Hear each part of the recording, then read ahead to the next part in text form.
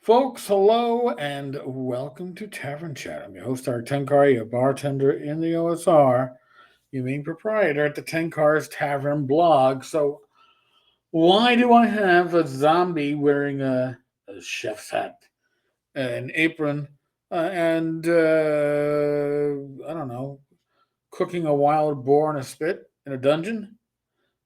Because that was in today's adventure that I was running. And, you know, I've run this adventure, Briarwood Manor, uh, prior. I ran a version of it at ShireCon, and I had a lot of fun with it. But at the same time, I like the premise, but I also like to change things up because if you change things up, it becomes a new challenge, not just for the players, but for you as the GM. I'm not getting into a rut. So again, the premise stayed the same. The problem that needs to be solved stayed the same, but how it presented itself was different. And the dungeon was different. The adventure was different. And what I enjoy about convention groups is that are they all play differently. When you have your own group, you kind of get accustomed to it. You kind of can predict. I'm pretty good at predicting which way my players are going to go, but not so much with with convention groups, a pickup group, right? And I was blessed today. I had two. I had a lapsed gamer and their young adult son, and that was awesome. I was using Swords and Witchery Light, which is what basically Blades and Arcana is going to be. But Swords and Witchery Light, I still have plenty of copies of the original Light rules. It's convenient that I can give it out at a convention, have players roll up characters. I still have the character cards. Um, and I had a group of players that were willing and able to improvise and make me improvise on the adventure, especially when one of my players, the, the young adult player from who I don't think had much experience gaming, because when you have experience gaming, there's certain things you wouldn't think of doing, right? And he could not wait to use his detect magic. I was like, I want to say, you didn't memorize sleep, you didn't memorize magic missile. No. He memorized read magic. And he wanted to cast read. He was chomping at the bit to cast read magic. Well, I hadn't expected, generally speaking, anybody to have read magic available at first level, especially not right outside the box. So the graveyard that the players were traversing through did have magic items hidden in it in the graves. He pinged them after the first encounter, pinged it all. And that changed the balance of how the adventure was going to go. But that was fine, right? I like to improvise, I like to adjust. I'm okay with that. Then my player who had the halfling fighter uh, wanted to use their nose. Like I was like, okay, figuring that they would recognize smells of food. And you know what? It's a halfling. And maybe halflings, maybe we should look at it that halflings have abilities similar to dwarves and what's it, gnomes, to detect sloping passages and all stuff. Maybe halflings can identify smells. So I went with that.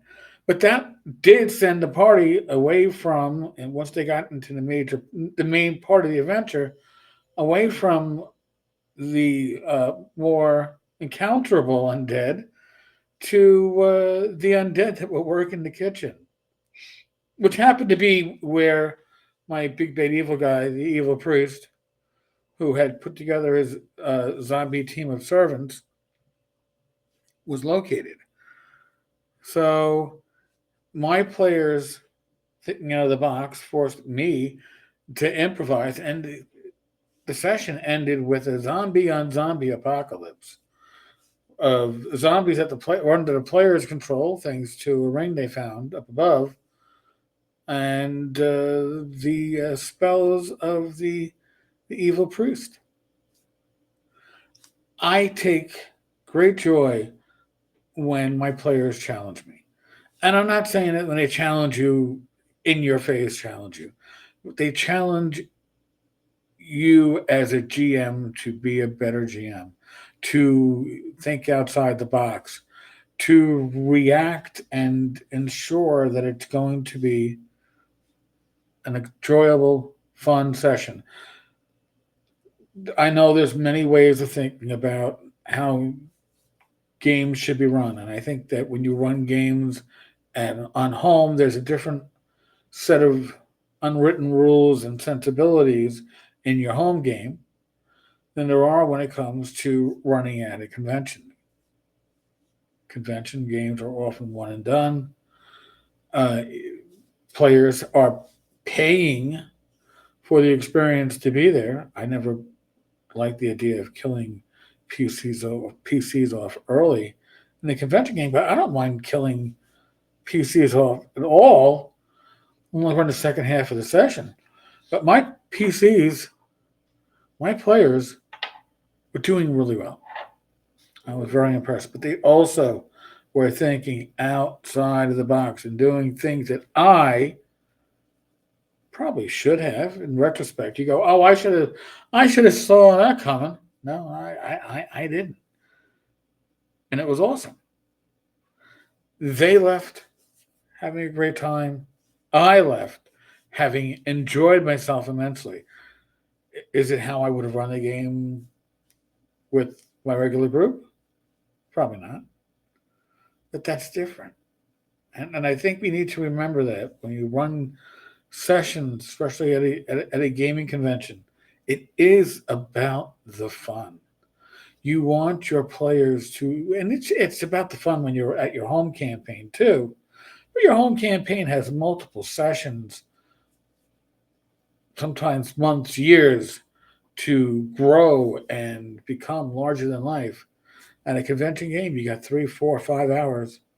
Make the most of it.